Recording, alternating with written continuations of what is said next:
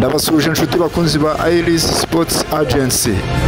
Ni half time ya sezo ya 2023-2024 n'imikino ya nyuma ya Premier League, aho ikipe ya Manchester City irangije igice cya mbere imaze gutsinda ibitego 2-1 cya West Ham, na ikipe ya Arsenal ikaba iri kunganya na Everton igitego 1-1. Ni mu gihe ikipe ya Arsenal yitezwe yuko ikosa ikipe ya Manchester City yakora yabasha kuba yatwara igikombe cya Premier League, dore ko Arsenal yaba yatsinze umukino wayo. Mukomeze gukurikirana Iris Sports Agency, tugenda tubagezaho amakuru agiye atandukanye ari kugenda avugwa, cyane cyane amakuru y'amatransfer, abatoza bari kugenda basezera, dore ko mutoza Klopp yakoze interview ya nyuma aho yavuze yuko nta wundi mutoza yigeze abona mu bihe bye nka Pep Guardiola mu gihe yaba amaze muri Premier League. Ikindi akaba yatangaje yuko avuga yuko atazongera gutoza ikipe n'imwe yo mu gihugu cy'Ubwongereza.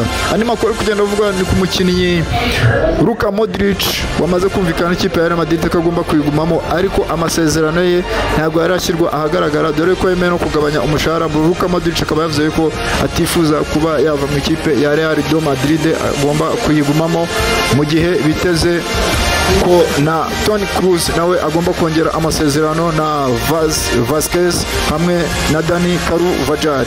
Murakoze cyane, yari Iris Sports Agency, turabakunda cyane.